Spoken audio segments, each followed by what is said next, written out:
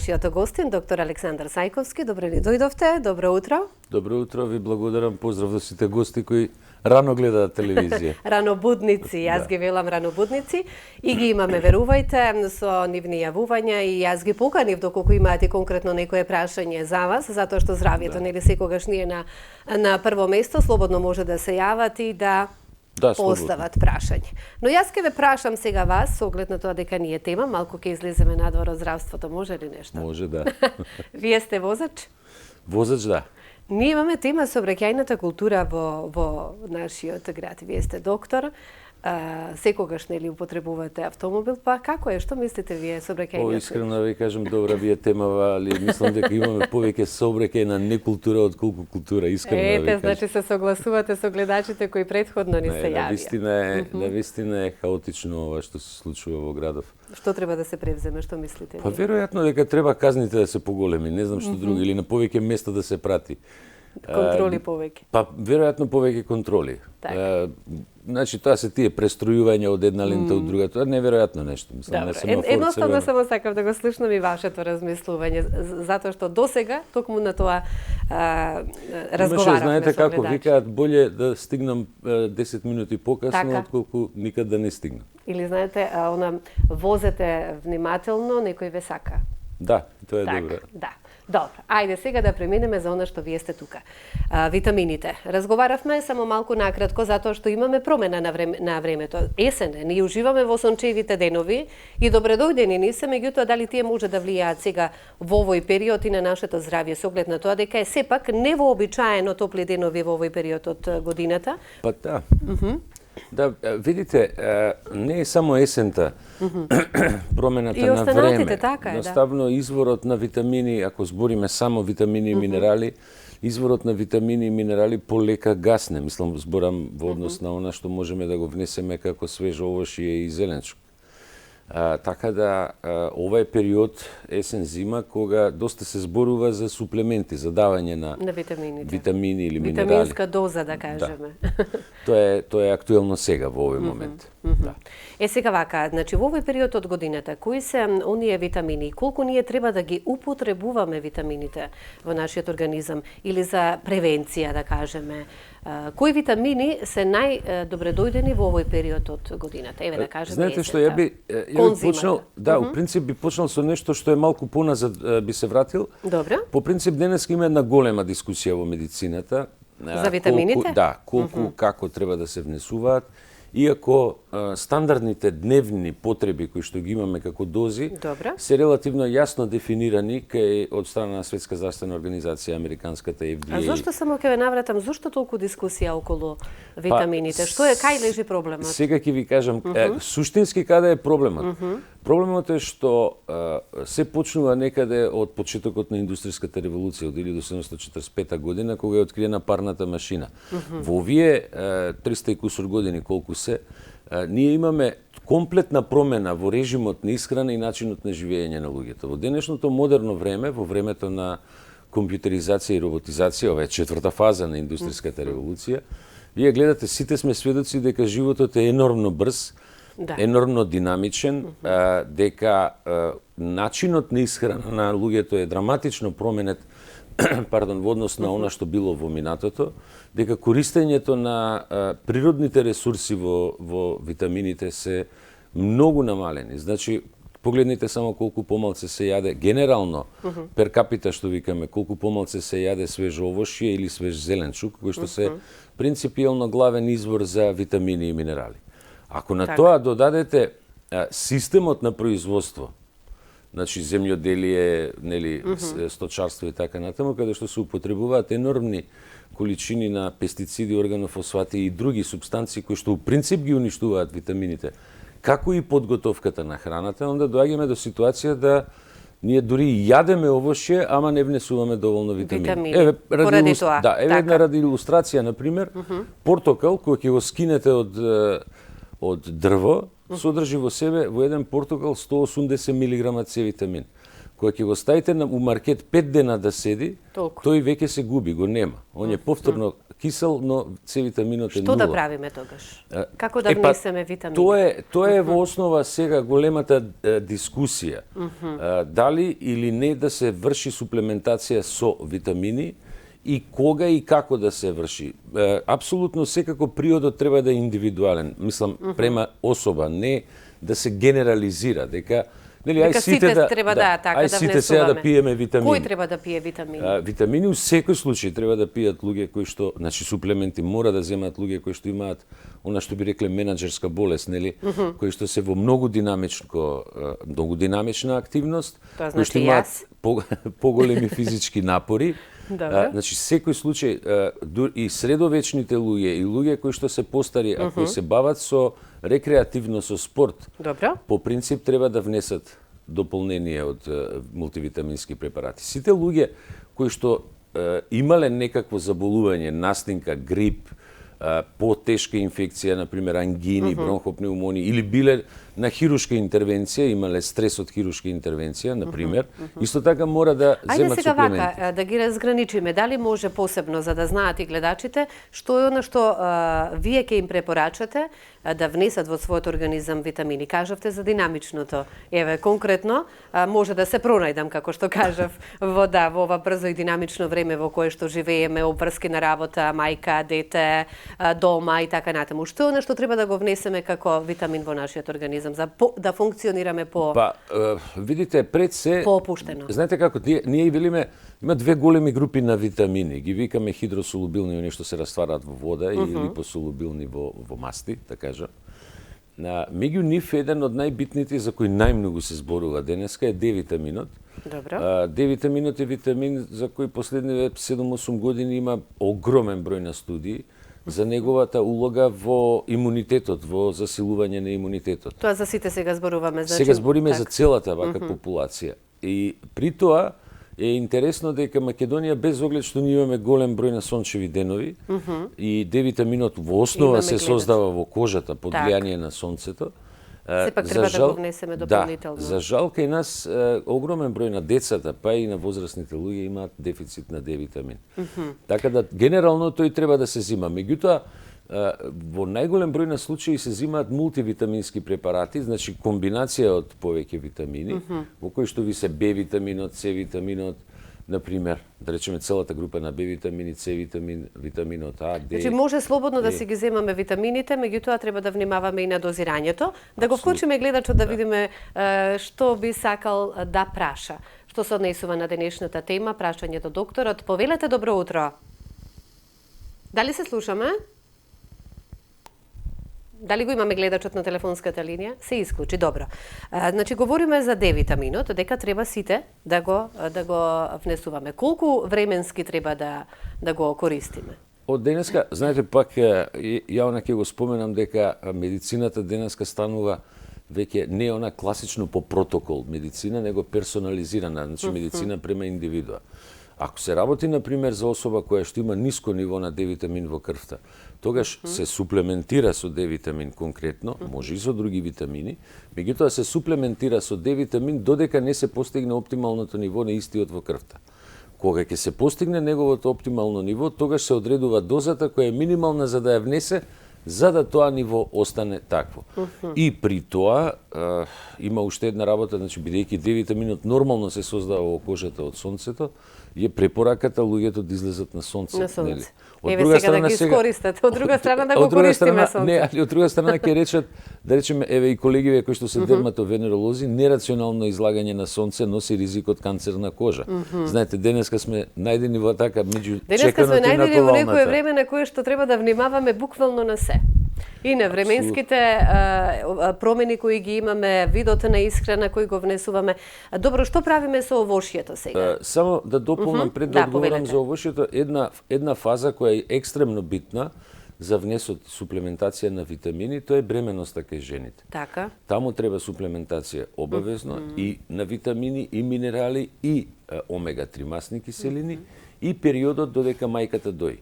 Така. Затоа што потребите се поголеми, значително поголеми од колку што се потребите во фаза, например, кога жената не е бремена, односно не дои. Знаете, млекото се создава кај мајката тоа има еден свој стандарден состав и во првиот период од после раѓање влие исхраната многу во составот на млекото, меѓутоа после веќе пренос 30 мајка дете храна. После 30-40 дена веќе млекото се создава ако треба и на уштрб на здравието на мајката. Значи ќе се разградат дел од незините протеини од мускулатурата, ќе се повлечат витамини, минерали од телото на мајката. Затоа у суштина тој период е битен се исто да се препорачливи суплементира. витамините да се. А што се однесува да ви одговорам до овошјето, јас вака многу пати сум зборувал и сум пишувал текстови во кое инсистирам дека за бебињата, особено за првата година од животот на едно дете, органската храна не е мода. Знаете, денеска органската храна е релативно скапа. Скапа е за едно семејство, да речеме 4-члено семејство. Меѓутоа, органската храна, која што сега јас не сум експерт по агрикултура, нели? Меѓутоа, по принцип, органската храна содржи во себе нормално и оптимално ниво на минерали, олигоелементи и витамини. Поготово на дечињата. Објективно, посебно за дечињата. И недостасува во неа она што е за нас битно, особено за педијатрите, големата количина на инсектициди, пестициди, органофосфати, кои у суштина делуваат многу суптилно, може да го оштетат имунолошкиот систем на детето. Затоа ние една од причините зошто денеска гледаме се поголем број на деца со автоимуни болести, деца со астма, например, деца со малигни болести. Да, една од причините е нарушување на имунолошкиот систем од тоа што го викаме екзогено или епигенетско влијание на разноразни токсини кои што ги наоѓаме во исхраната. Како сега да ги заштитиме дечињата? Со што најмногу може? Па за децата е клучно, за бебињата особено е клучно да се користи органската храна. Тоа е значи сепак органска клучен момент. Односно, кога ќе кажеме органска храна во основа да е храна која не е третирана многу со хемикалии, да кажем. Како може да знаеме дека не е третирана со хемикалии? Тоа е прашање кое што добро, тоа е навистина актуелно прашање. Никогаш не можеме да знаеме што купуваме, Со сигурност не можеме да знаеме, но она што може да набавиме сепак. Да, има некои процедури, некои да речам сертификати, да се изразам така, кои што потврдуваат дека одредена храна е третирана така. Например, еден од таквите најригорозни сертификати се вика Деметер. Значи, све што ќе најдете дека има Деметер знак, можете да го внесете да го јадете без никаков проблем. Так. Сега, да се навратиме повторно на оние, да кажеме, да ги група на луѓе. Кажавме за ова подинамично време во кое што живееме, кои витамини да ги внесуваме. Се наближува зимата, исто така тоа влијае најверојатно кај повозрасните можеби за имунолошкиот систем и настинки, грип. Кои витамини се најдобре дојдени во овој период од годината, кои што ние треба да ги консумираме? Во овој период од годината, клучни витамини со нормални дози, непотребно... со нормални. Нема потреба да се претеруе, да речеме. Типичен пример е за тоа С-витаминот, сега ќе ви кажем за тоа. Клучни се витаминот Д, например, витаминот Е како антиоксиданс, кој исто така не треба да се претеруе во дозата. Витаминот С, например. Сакав да се надоврзам кога сме кај витаминот С, многу интересен фактор дека вие ако внесеме, например, нормална доза е некаде од 180 до 250 мг дневно. С-витамин, вие можете да внесете и 10 грама С-витамин, меѓутоа тој нема да се ресорбира цел. Ќе се ресорбира само онаа количина што е потребна, а таа е некаде околу 180 до 250 мг. Е малку поголема потреба за С-витамин кај возрастната популација имаат пушачите. Никотинот у суштина го разградува С-витаминот повеќе и да речем периодично колку треба да ги С-витаминот овој период треба да се внесува меѓу другото и заради неговото имуногено дејство и помагањето во одбраната на организмот од овие вирусни инфекции. Да се одбраниме од Да, но пак ќе се навратам, ако луѓето сакаат да бидат рецимо прагматични во тој дел, онда може да земат, да речеме, некој од мултивитаминските препарати, да кажеме како суплемент зборам, и да го користат во овој зимскиот период, затоа што они се обично избалансирани и дозата во однос на дневните потреби им е оптимална. Имаме гледач, да. Да. Се извинувам, само задржете ја мислата. Добро утро, за да му остапиме простор да видиме конкретно прашање ова утро. Добро утро. Добро утро, повелете. Поздрав до докторот и ќе му поставам, сакам да го гледам на екранот докторот. Да, добро, тука е докторот. Ама не го гледаме. Добро, поставете го прашањето, ве слушаме. Ова е важно прашање и може би најважното прашање. Како до здравје, ако кон природата нашата мајка уништувачки се однесуваме? Вие докторите кон ова прашање најгласни треба да бидете. Во природата има се, само треба да ја любиме, чуваме. Благодарам. Ви благодарам, да. Да. Дали имате дискусии, еве, токму на оваа тема која гледачот ја кажува? Значи, потполно Со се уништувањето слагам. на природата ние ги апсолутно. немаме и витамините. Да. Апсолутно се слагам со гледачот. Значи, потполно е управо. Така. И точно е, оваа констатација е апсолутно точна дека ние као лекари можеби треба да сме многу погласни во тој дел. Тоа е точно, поправо е.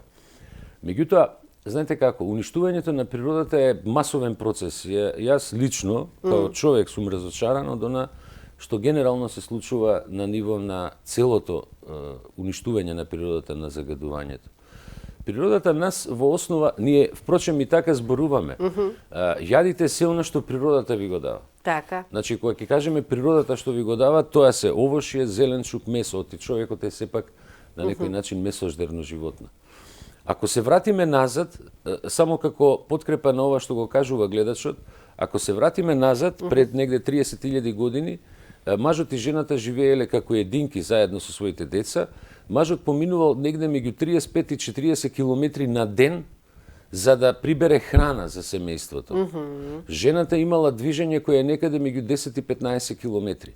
Так. Ние денеска палиме кола, застануваме пред супермаркет, влагаме со 3 чекора во супермаркет, купуваме овошје или зеленчук кој е апсолутно третирано хемиски, И не знаеме дали кој е витамините се внатре. девитаминизирано и деминерализирано, објективно е тоа така.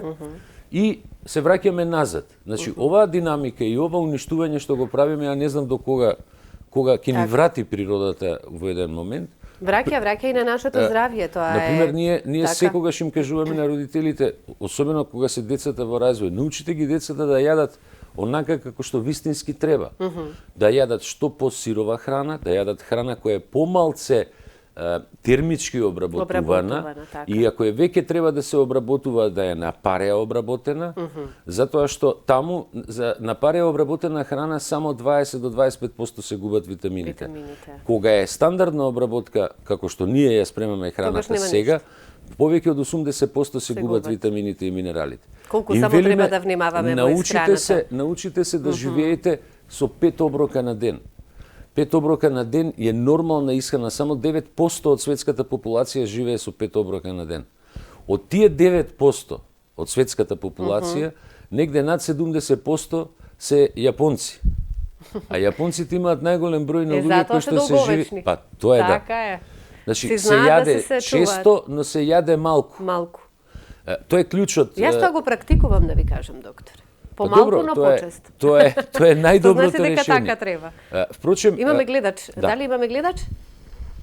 Да. Добро утро. Јас се извинувам доколку почекавте, меѓутоа разговараме на темата. Повелете доколку имате конкретно прашање до нашиот гостин, до докторот. Добро утро, убав испрекен ден. И вам и на вашата екипа и на вашиот гостин. Благодарам. Едно прашање. Да. Јас пијам витамин С, шумечи. Дали е тоа штетно или не? И омега-3 пијам за коските на нозете. И ве молам унапред, ви благодарам за одговорот, пријатно. Пријатно, секој добро. Имаше еден јапонски автор, ова кога викаме за С витамин, имаше многу еден интересен труд со внесување на кај возрастни луѓе, на огромни дози на С витамин. И заклучок на тој труд беше дека човекот може да се отруе, односно да се самоубие со вода, но не може со С витамин. Така. С-витаминот е интересен витамин кој што во основа има многу функции метаболички во телото. Препорачувате, значи, се C-витамин. препорачува, но нема потреба да се пие висока доза.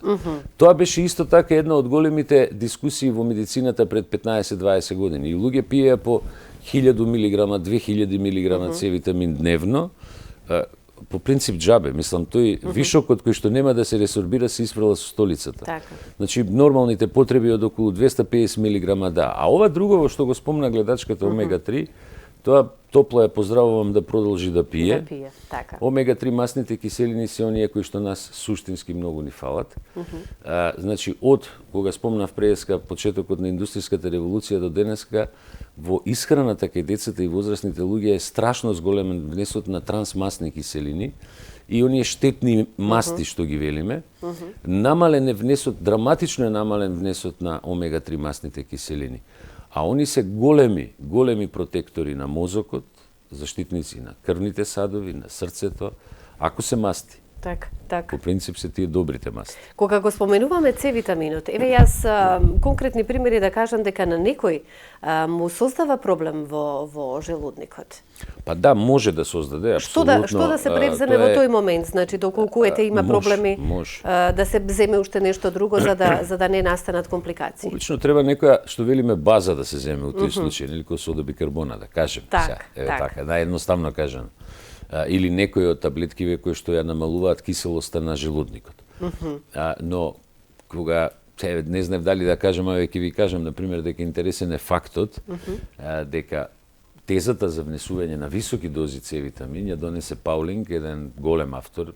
Он е рангиран меѓу 17 најголеми научници во светот во историјата на човечанството.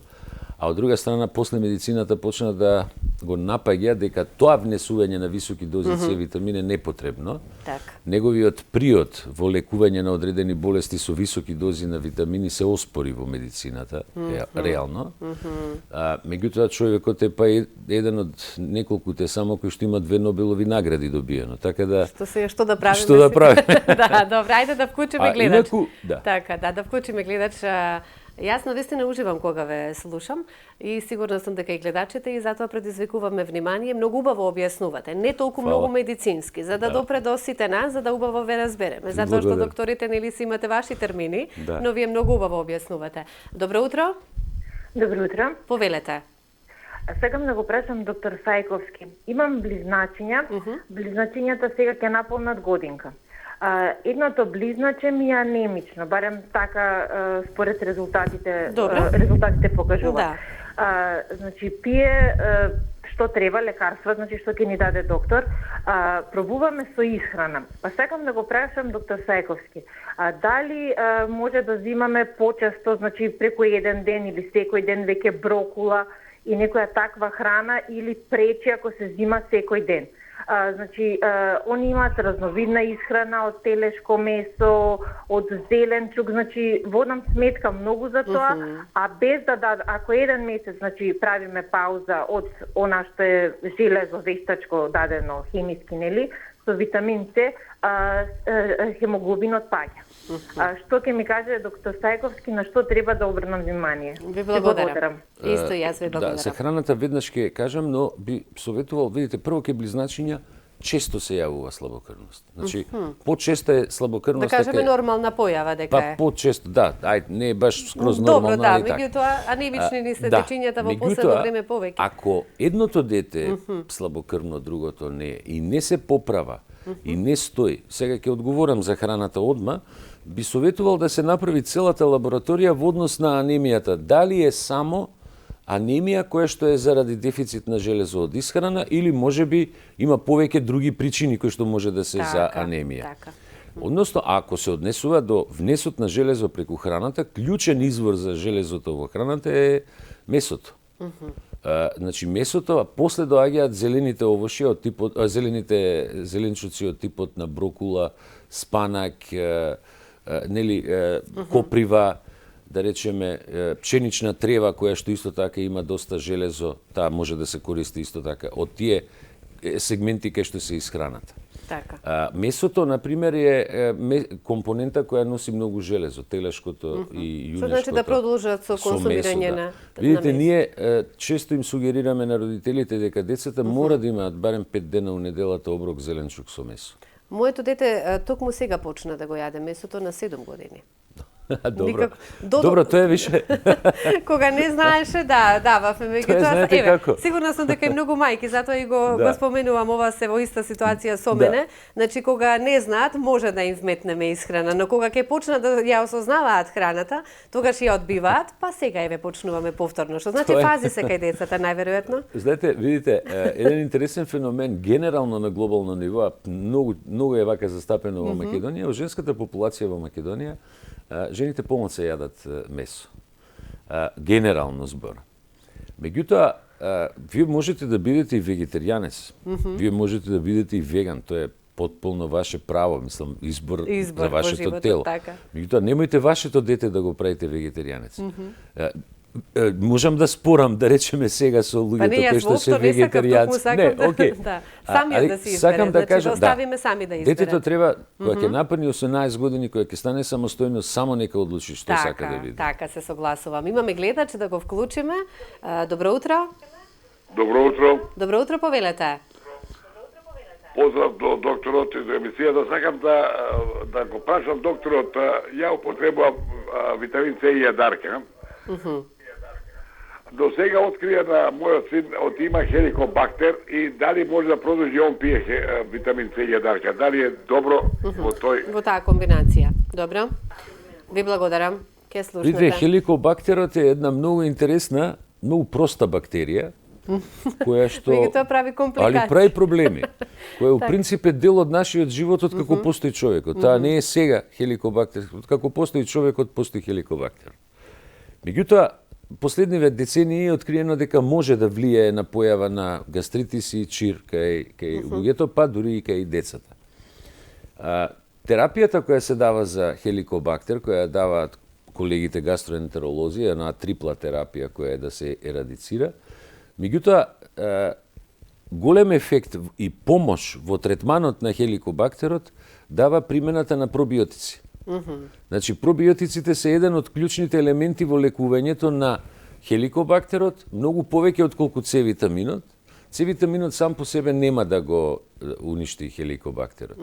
Значи, ако е веќе висока вредност и треба да се третира, има симптоми, има трипла терапија, што ја вика, така е вака називот, прагматичен да кажам, али обавезно треба примена на пробиотици. И тука сакам само, иако пробиотиците не се витамини, сакам само да напоменам околу дилемата за употребата на пробиотиците као суплементи заедно со витамините, една чиста онака интересен податок кој е вака можда за народот интересен, дека по Гинисовата книга на рекорди, човекот што најдолго живеел на планетава Земја, се викал Ширачи Ферзали. Тој бил талиш по националност, живеел во Азербејџан, бил овчар. По принцип, кефир јадел цел живот. А кефирот се пробиотици. Така, да. Многу ви благодарам. Јас верувајте дека ви ве слушала уште многу долг период. Мислам еве за минутажата, толку сме ограничени со времето, затоа што добре дојдени сте секогаш во утринските часови. Еве за нашите гледачи и гледате и самите предизвикувате внимание за да поставуваат конкретни прашања до вас и да си го слушнат одговорот. Еве за крај што да им препорачаме, значи нека користат С-витамин. Да, користите суплементи, секогаш кога имате поголем физички напор, кога сте оптеретени, кога има епидемии на инфекции, кога еве сега доаѓаат периоди кога ќе имаме грипови. Тие се потребни во тој период. Така. Многу ви благодарам, ви посакувам многу здравје. Благодарам. Да, се разбира. И се гледаме повторно во следна прилика со некоја друга тема. Ви благодарам. Благодарам. Почитувани останете и понатаму вие со нас.